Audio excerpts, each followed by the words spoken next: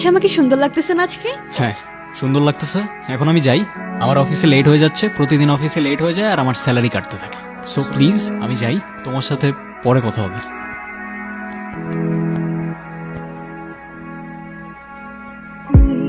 কিছু বলবে? তুমি চেনো আমাকে? পরিচয় না দিলে কিভাবে চিনবো? আমি রায়ান, তুমি? অদ্রিতা। তোমাকে আমার কেন যেন খুব চেনা চেনা লাগছে। হতে পারে, জানি না। তুমি কি এখানে কারোর জন্য অপেক্ষা করছো? না তো, কেন? এমনি। এমনি ছাড়া কি আর কিছু বলতে জানো? জানি তো। কি জানো? আচ্ছা, তোমার কোনো সোশ্যাল অ্যাকাউন্ট বা ফেসবুক আইডি? আমি তোমাকে ফ্রেন্ড রিকোয়েস্ট পাঠিয়েছি। ফ্রেন্ড রিকোয়েস্ট পাঠাইছো? আচ্ছা, আমি তাহলে বাসায় গিয়ে তোমাকে টেক্সট করবো, কেমন? তোমার ইচ্ছা।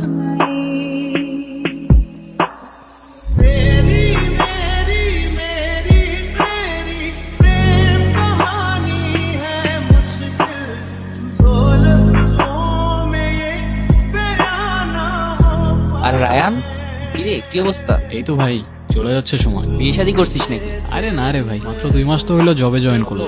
স্যালারি কত? তুই আগে বল। আমার 50 দিচ্ছে, কিছুদিন পরে ডাবল হয়ে যাবে ভাই। তোর কত? ওই 20 আর কি। আরে ভাই কি করতেছিস লাইফে? এইটুক স্যালারি দিয়ে হয় নাকি? হ্যাঁ আমার চলে তো ভাই, একদম জোশ চলতেছে লাইফ, পুরো মাস্ত। তুই এক কাজ কর, তুই তোর কোম্পানির কিছু ডাটা আমার কোম্পানিতে শেয়ার কর, আমি এখানে তোকে ভালো একটা স্যালারি ম্যানেজ করে দিব। যেই পাতে খাই ওই পাতে আমি থুকি না ভাই। নেমো খারাম এই দুনিয়ার মানুষগুলো হইতে পারে, আমি না। এ যা শালা, হাওয়া আসতে দে। তুমি এখানে যে? কেন, আমায় দেখে খুশি হওনি? না সেটা না, কিন্তু তোমার তো এখানে থাকার কথা না। তো কার থাকার কথা? আমি পরে বলবো তোমাকে, ঠিক আছে? আচ্ছা, সে না হয় পরে বুঝলাম, কিন্তু তুমি কাল আর আমায় টেক্সট করলে না যে? আমি পরে সব তোমাকে বলবো, ঠিক আছে? পরে কেন, এখনই বলো। এখন কেমনে যে বুঝাই, এখন যাও তুমি প্লিজ প্লিজ। কি হয়েছে? চোখ খোলো। চলে গেছে না? কে চলে গেছে? কি হয়েছে বুঝলাম না আমি। আরে না কিছু না, ওই একটা ফ্রেন্ডের সাথে দেখা হয়েছিল আমার। তোমার তো তোমার ফ্রেন্ডের সাথে কথা বলার জন্য হাজারো সময় আছে, শুধু আমার সাথে কথা বলার জন্যই সময় হয় না। তুমি তো জানো কাজ নিয়ে ব্যস্ত থাকি, কারণ টাইম না পেলে আমি কি করব? এত কষ্ট করে দেখা করতে আসবো, এসে এসব শুনবো তোমার কাছ থেকে। হ্যাঁ তো আইসো না। হ্যাঁ ঠিক আছে, রিলেশনশিপ, তোমার আমাকে ভাল লাগে, আমার তোমাকে ভাল লাগে, সময় হলে বাসায় বলে দিবা, কাহিনী শেষ।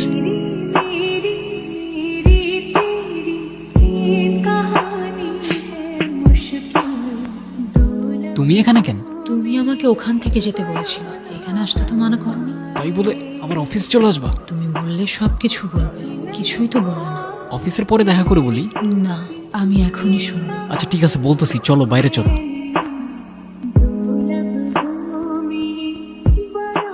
হ্যাঁ কফি। আমি কফি খাই। শিট, আগে বলতা চা নিয়ে আসতাম। কথা ঘোরাচ্ছ কেন?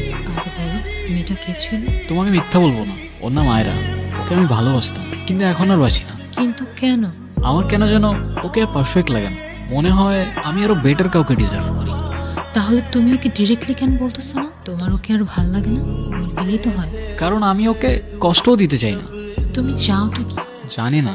জানি না ছাড়া আর কিছু জানো? সেটাও জানি না।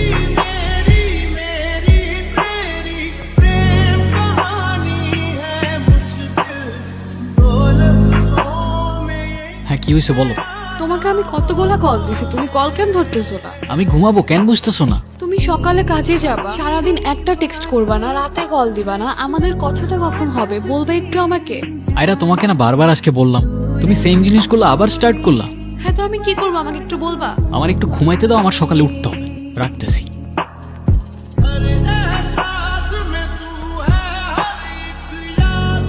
কিরে মা, কাঁদছিস কেন? কিছু হয়নি মা, এমনি। আমি তো মা, আমাকে কিছু না বললেও আমি কিন্তু সব বুঝি। কি যেন নাম ওই ছেলেটা? রায়ান। কি হয়েছে বল আমাকে। আচ্ছা মা, আমি কি দেখতে সুন্দর না? কি বলিস এগুলো? আমার মেয়ের মতো আরেকটি মেয়ে আছে নাকি? তাহলে মা সবই তো ঠিক ছিল, ও আমাকে অ্যাভয়েড কেন করে, কথা পর্যন্ত বলতে চায় না আমার সাথে। এখনো সময় আছে, ডিসিশন নে। ভালোবাসা বারবার আসে, বিয়েটা কিন্তু একবারই হয়।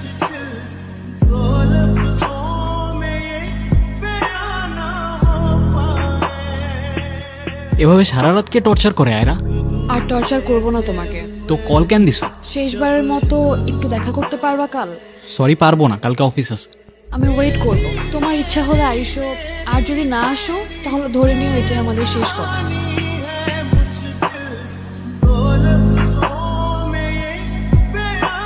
এখন চুপচাপ বসে না থাকে, বলো কি বলবা। আমাকে তোমার এখন আর সুন্দর লাগে না, তাই না? কিন্তু মনে আছে একটা সময় ছিল যখন তুমি আমার পিছে পিছে ঘুরতে।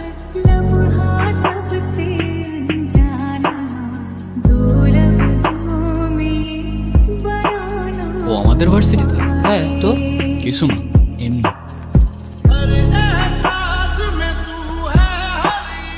কিছু বলবা তো বলো। তোমার নাম আয়রা না? হ্যাঁ তো। না কিছু না, এমনি। তোমার নাম রায়ান না? হ্যাঁ, তুমি আমার নাম জানো? হ্যাঁ জানি।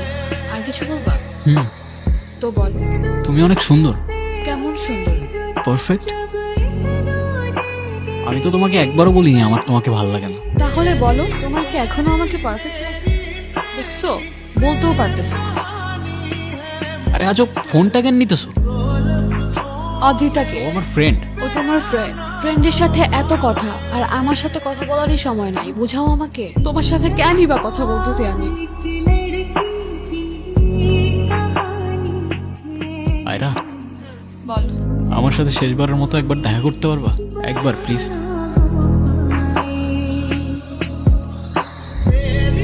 আমি কিছু বললে বিশ্বাস করবা তুমি? করবো, বলো। আমি প্রমিস করতেছি তোমাকে, আমি ওর সাথে আর কখনো কথা বলবো না। বিশ্বাস করো, আমাকে শেষ একটাবার চান্স দাও। আমি খুব ভালো করেই জানি তুমি ওর সাথে আর কথা বলবো না। মানে ঠিক বুঝলাম না।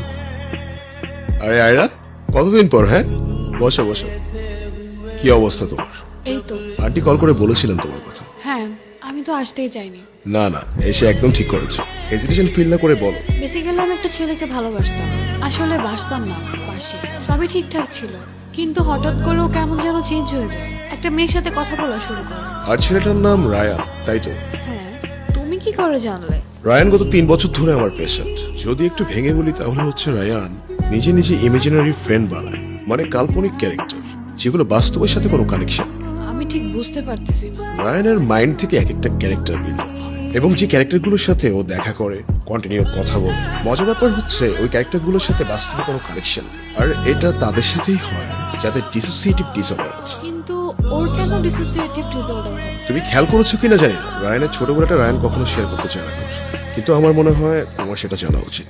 রায়ানের বাবা মা দুজনেই ছিলেন সাংবাদিক। পলিটিক্যাল একটা ইস্যু নিয়ে রাতারাতি দুজনকে মার্ডার করে ফেলা হয়, তাও সেটা আবার রায়ানের চোখের সামনে। তখন থেকে একা থাকতে থাকতে ও ইমেজিনারি ফ্রেন্ড বানানো শুরু করে, তাদের সাথে কথা বলতে শুরু করে। ওর লাইফটা আসলে একটা সিনেমা।